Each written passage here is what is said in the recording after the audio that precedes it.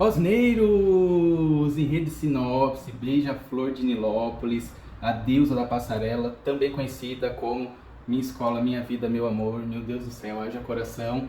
Esse ano, homenagem ao Laíla, despedida do Neguinho, ou seja, nilopolitano, tá emocionado. Mas vamos compartilhar aqui um pouquinho com vocês sobre esse Enredo de Sinopse, já fazendo o link com o samba enredo da Beija-Flor para 2025, que é um dos melhores de 2025. Então, se eu ainda não havia dito, estou dizendo aqui, não é tendencioso, hein, porque o samba é bom mesmo. Mas, gente, olha, antes de eu começar, aquelas regrinhas básicas, né? Já deixa sua curtida, comenta, compartilha, apoia a Ozzy lá no Apoia-se, vamos fazer com que a coisa cresça cada vez mais, vamos falar muito de carnaval, ok? Então, já partindo, agora sim, para a sinopse da Beija-Flor. Esse samba da Beija-Flor ele é tão correto em relação à sinopse que eu poderia até inverter. Eu poderia começar pelo samba e falar da sinopse, ao invés de pegar a sinopse e falar sobre o samba. Mas vamos partir do começo, vamos partir da sinopse, que foi justamente o que originou nesse samba tão competente em relação à letra e, enfim, repito, em relação a tudo que um samba tem que ter. Mas vamos lá. A sinopse da Beija-Flor ela começa com uma justificativa e depois ela tem uma sinopse que é descritiva. Ela não é dividida em setores, como algumas escolas costumam fazer, alguns carnavalescos, né, melhor dizendo, preferem fazer. Ela é corrida, muito objetiva, no entanto, muito bem escrita. João, felizaço aqui nessa escrita da sinopse. E aqui eu também já deixo uma observação que é muito importante, porque o Laíla, enfim, né, toda essa relevância e grandeza para o carnaval como um todo, mas essa homenagem, ela parte da Beija-Flor de Nilópolis e tem essa homenagem tendo a Beija-Flor como protagonista, o que eu acho absolutamente correto, coerente, e a gente vai falar agora durante o Enredo de Sinopse como tem uma questão importante de retratação no que se refere a essa homenagem e também de reconciliação, que está contido aqui na sinopse da Beija-Flor. Mas vamos lá, a justificativa da sinopse, ela coloca alguns pontos principais que eu vou elencar aqui para vocês como aquilo que justifica a escola homenagear a Laíla, né? Como se precisasse justificar muito. Mas vamos lá. Então a escola ela cita os 70 anos de contribuição do Laíla para o carnaval, que já seria motivo suficiente. E além disso, ela pontua: bradou por tolerância religiosa, foi pioneiro ao reivindicar voz e pioneirismo do povo preto na construção cultural do país, denúncia das mazelas oriundas das desigualdades sociais, e defendeu e imprimiu suas características nos pavilhões que defendeu. Então esses pilares justificam a escolha desse enredo Laíla, né, pela Beija-Flor de Nilópolis. A sinopse, ela justamente se fundamenta nesses pilares, só que aí ela vai abranger um pouquinho mais, ela vai abrir um pouquinho mais, vai falar um pouco mais sobre essas questões que ela já defendeu aqui nessa justificativa. E aqui eu queria ler o primeiro parágrafo da sinopse, porque ele é muito emblemático, ele diz muitíssima coisa e eu acho que é importante de ser frisado. Então vamos lá. Cao cabecile, Xangô menino da pedreira de Salgueiro, é o brado da aldeia nilopolitana, evocando o deus do trovão, do alto do seu trono, a fazer justiça com o seu machado, pelo reconhecimento do seu real valor. Sopram os ventos de Oiá, trazendo alento à memória do filho nascido do ventre de Dona Corina e renascido em Orixá. Então vamos lá. Pelo reconhecimento do seu real valor. Laíla não tinha ainda tido esse reconhecimento e principalmente não tinha tido este reconhecimento da Beija-Flor de Nilópolis. Então eu já acho muito emblemático que a sinopse começa com esta frase: a justiça para o reconhecimento do que o Laíla representa para o carnaval, mas principalmente para a Beija-Flor de Nilópolis. Esse primeiro parágrafo da sinopse, ele já direciona tudo. Ele já fala, é a comunidade nilopolitana fazendo isso e clamando por essa justiça de reconhecimento. E aí a gente já pode partir para o samba, gente, porque, sério, é uma coisa muito casada com a outra e que fica muito perfeito. Então, o refrão principal: da casa de Ogum, Xangô me guia. Da casa de Ogum, porque a Beija-Flor é uma escola que tem como patrono Ogum. Então, a casa de Ogum, a quadra da Beija-Flor, ali onde a comunidade nilopolitana se reúne, é a casa de Ogum. E Xangô é o orixá do Laíla, o orixá principal do Laíla. Então, da casa de Ogum, Xangô me guia. E é da casa para qualquer outra direção. Por isso que o samba não diz na casa de Ogum, Xangô me guia. É da casa de Ogum. Daqui para qualquer lugar, quem me guia é Xangô, na presença do Laíla. Dobram atabaques no quilombo beija-flor, terreiro de Laíla, meu griot. Dobram atabaques, para quem não conhece o candomblé, para quem não tem vivência, quando chega alguém importante no terreiro, pede-se para que os ogãs dobrem os atabaques. Então para de se tocar o que está se tocando e é feita uma reverência com atabaques, que é o nome que se dá, é dobrar o atabaque. Então, como Laíla é uma pessoa importante, ele é uma pessoa fundamental na história da Beija-Flor, então ela pede, dobram atabaques no quilombo beija-flor, terreiro de Laíla, meu griot. Aqui o refrão principal já fala muito desse começo da sinopse e continua aqui na sequência, né? Ó, meu velho, volta e me dá os caminhos, ali naquela frase, a comunidade nilopolitana chamando para fazer essa homenagem, para fazer esse reconhecimento da importância dele. Volta e me dá os caminhos, conduz outra vez meu destino, traz os ventos de Oiá.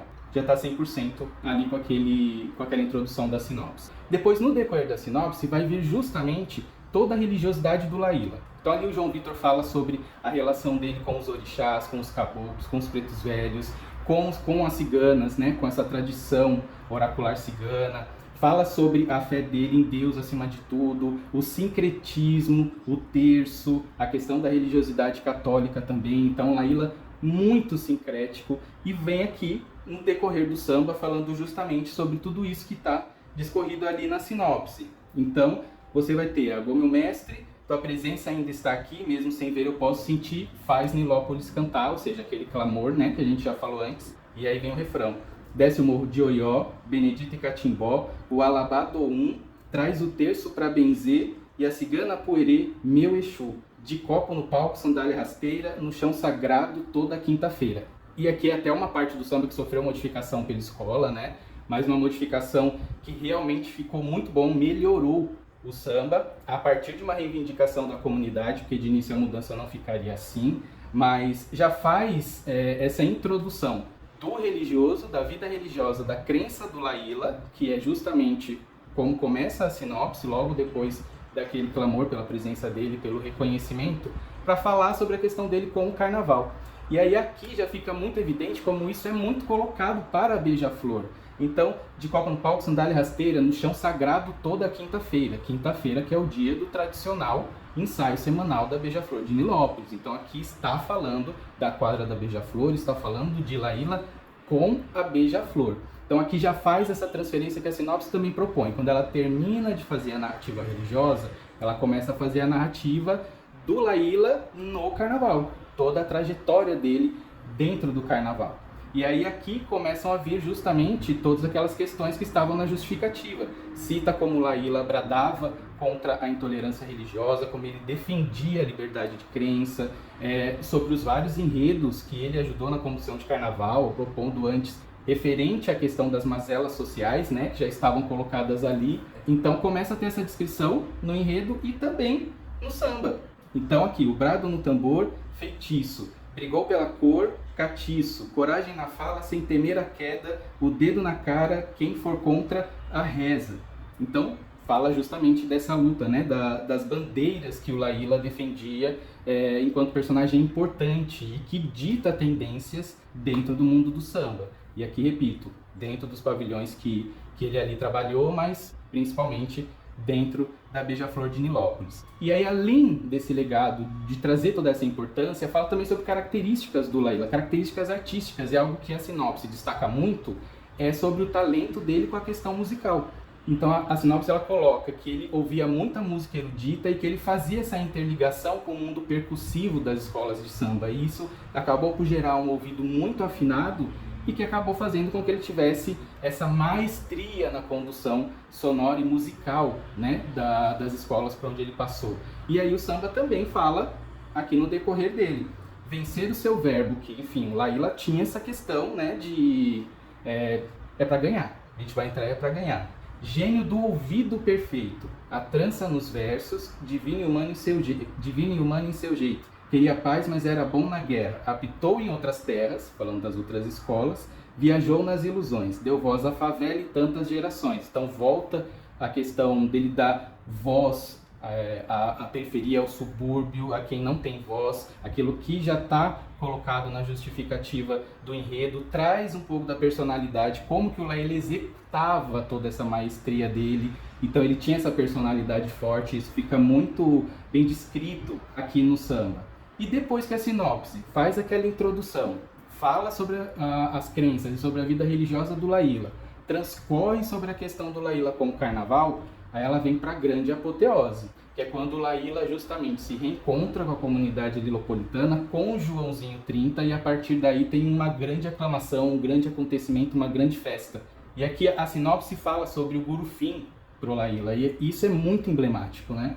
Porque o Laíla faleceu durante a pandemia, então ele não teve esse Gurufim. Então esse desfile da Beija-Flor é o grande Gurufim para o Laíla. Esse desfile tem esse peso, tem essa carga de festa, mas ao mesmo tempo essa carga emotiva e de responsabilidade.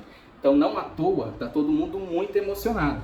E repito, ainda soma-se a isso a despedida do Neguinho como intérprete oficial. Ou seja, essa segunda-feira de carnaval para o nilopolitano realmente ela tá pequena, porque é muita coisa, é muita coisa. E aí agora eu vou até inverter, eu vou ler essa última parte do samba e depois eu vou para um dos parágrafos finais da sinopse, que é outro parágrafo muito emblemático e muito importante de ser citado. Por isso eu faço questão da leitura, né? Mas enfim, então samba. Eu vou seguir sem esquecer nossa jornada. Emocionada, abaixada em redenção, chama João para matar a saudade, vem comandar sua comunidade. Ó Jacutá, o Cristo preto me fez quem eu sou. Receba toda a gratidão, Obá, dessa nação Nagô. E aí eu vou ler esse último parágrafo aqui, um dos últimos parágrafos da sinopse, porque é emblemático, é importante e merece ser registrado. E num gesto de gentileza, embebido de significado, a sutileza do sentimento de conciliação promovido através do desabrochar das pétalas de rosas brancas exalando paz no festival de prata em plena pista. Sentimento de reconciliação. É a reconciliação do Laíla com a Beija-Flor. Quem está mais por dentro do carnaval sabe que a relação entre Laíla e o Joãozinho 30 nem sempre foi a mais tranquila, ou seja, tem algumas questões. E aqui ele coloca isso, o sentimento, a sutileza do sentimento de conciliação promovido através do desabrochar das pétalas de rosas brancas, exalando paz no festival de prata em plena pista. Então ele chama João, chama o Laíla, chama essa comunidade emocionada da Beija-Flor para fazer essa reconciliação em plena pista, essa homenagem em plena pista, esse Gurufim em plena pista. Gente, é muita coisa, e porque tem tamanho de muita coisa, porque todos os envolvidos são muito grandes. Laíla é grande, a Beija-Flor é grande, Joãozinho é grande, o subúrbio do Rio é grande, Nilópolis é grande, a voz do povo preto é grande, falar contra as mazelas sociais é coisa grande, falar contra o racismo religioso, contra a intolerância religiosa é grande. Então não é um desfile para ser pequeno, é um desfile para ser realmente muita coisa. Mas, como diz o samba, como diz a sinopse, a gente está muito emocionado, então eu até vou já começar a encerrar esse vídeo, porque senão a coisa fica com uma carga emotiva que vai além da proposta, que é explicativa aqui do enredo sinopse do samba, tá bom? Mas, meus queridos, é isso. Agora, toda a complementação fica com o desfile da Beija-Flor, fica com essa segundona de carnaval e vamos ver no que essa emoção toda vai dar, no que ela vai nos levar, tá bom? Feliz demais em poder falar de Laíla, de Beija-Flor aqui para vocês. E vamos que vamos. Beijos!